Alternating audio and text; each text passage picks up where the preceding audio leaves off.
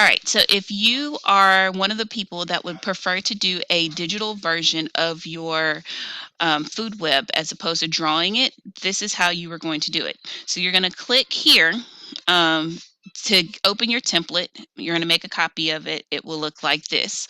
The first thing I'm going to do, I don't like my background to be white, and if it has these little checkered parts, it's going to be white. So I'm going to insert a shape. I'm going to do a square, and I'm going to drag it down to take up my whole workspace that I'm going to work with. Because mine is done with the oceans, I'm going to change it to a nice oceany looking color. That looks oceany. Yep, that looks like ocean to me. So that's the color that I am going to make it.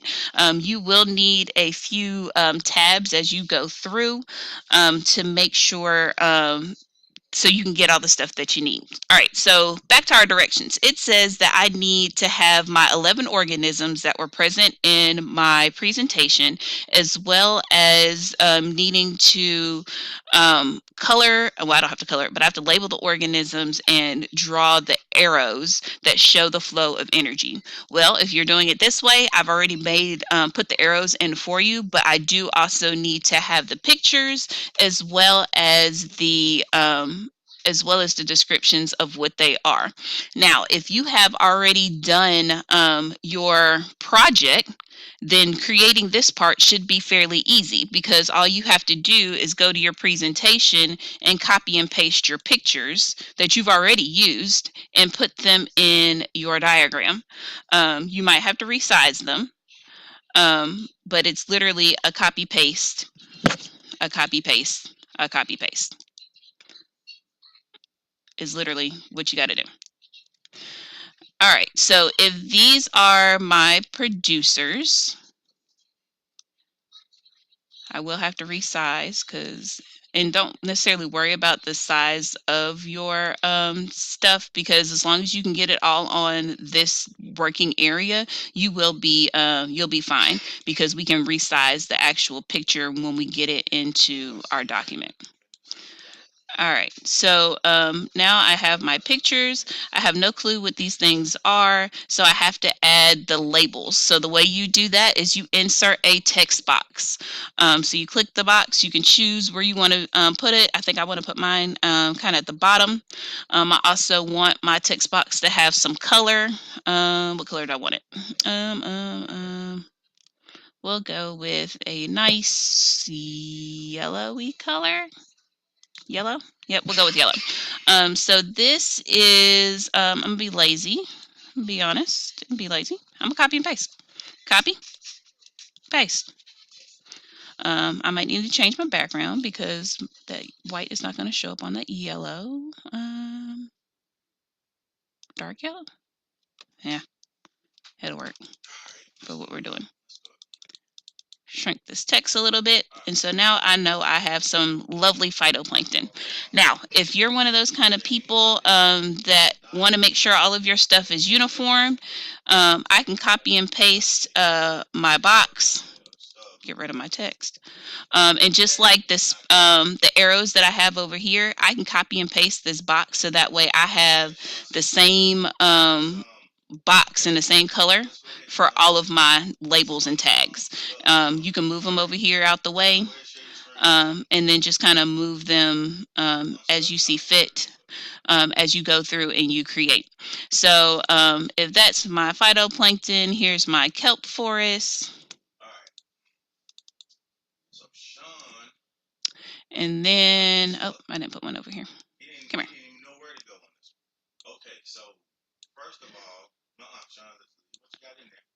I would highly suggest that you just go ahead and kind of get all of your stuff in there. If you're kind of like me, formatting is like the biggest pet peeve of mine.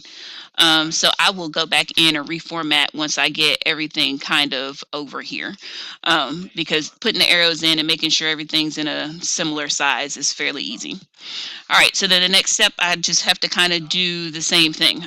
I got to get my pictures from here to here.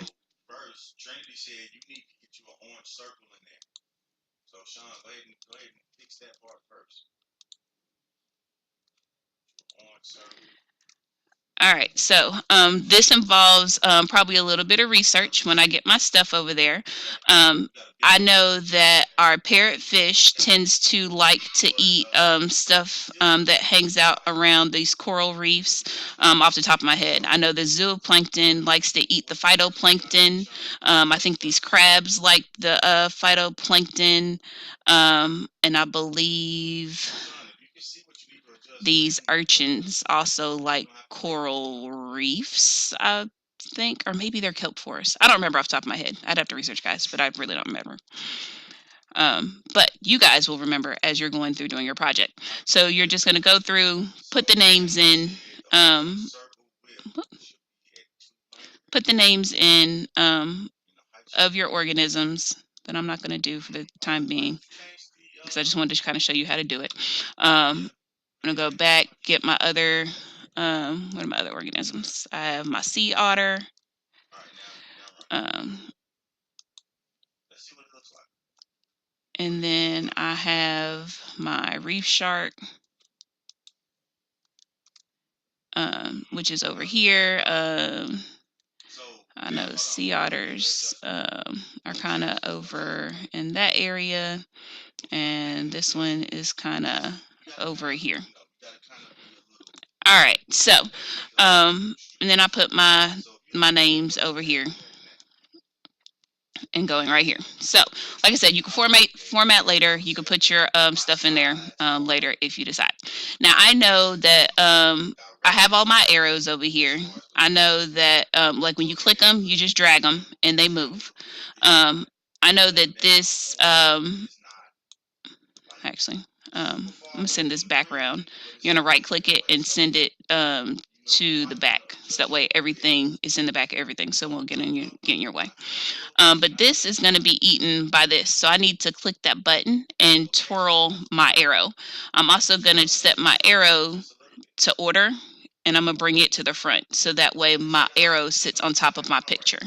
I know that this one, our our parrotfish can be eaten by both our sea otter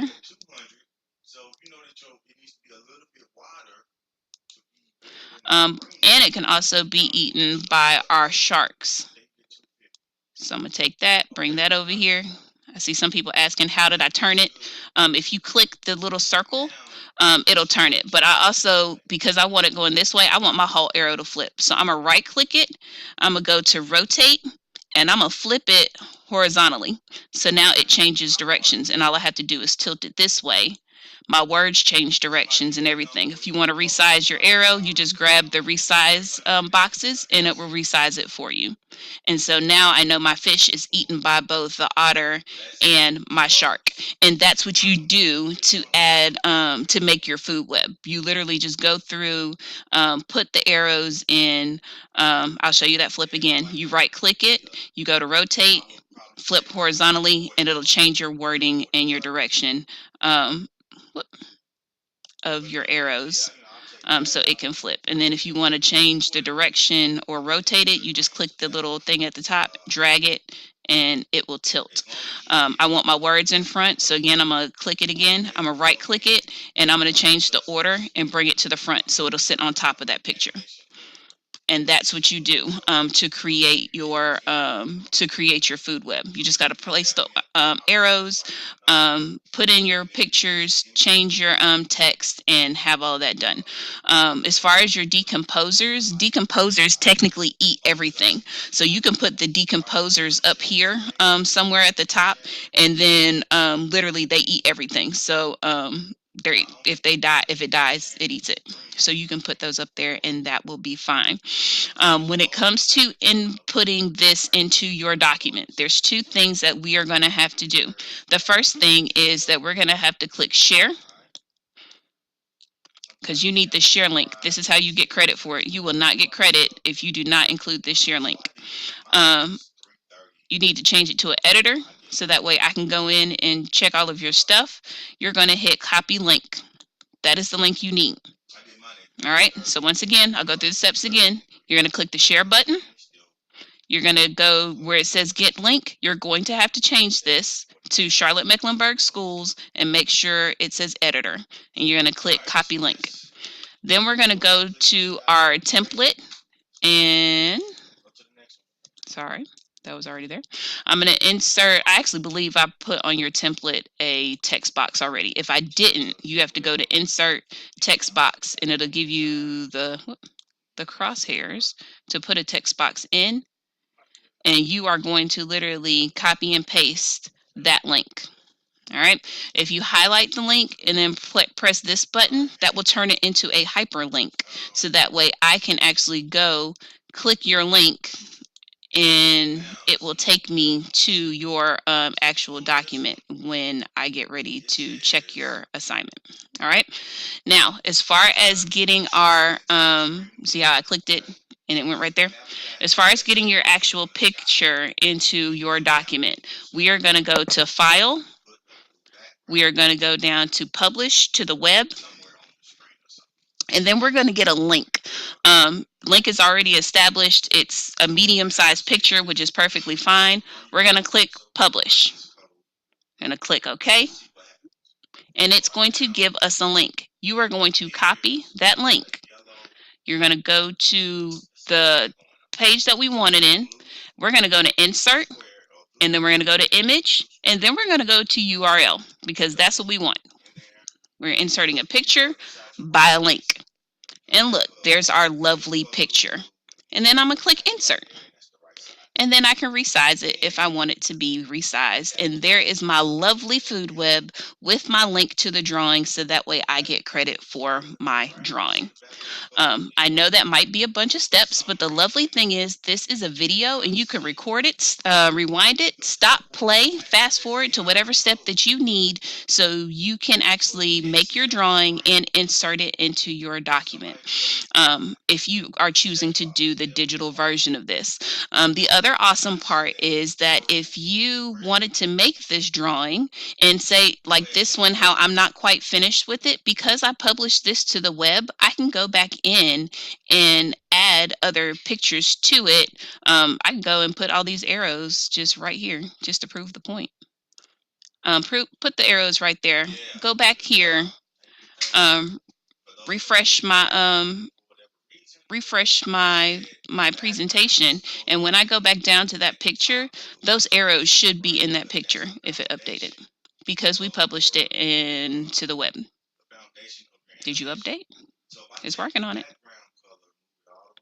Okay, might take a minute, but it will update if you have your stuff there.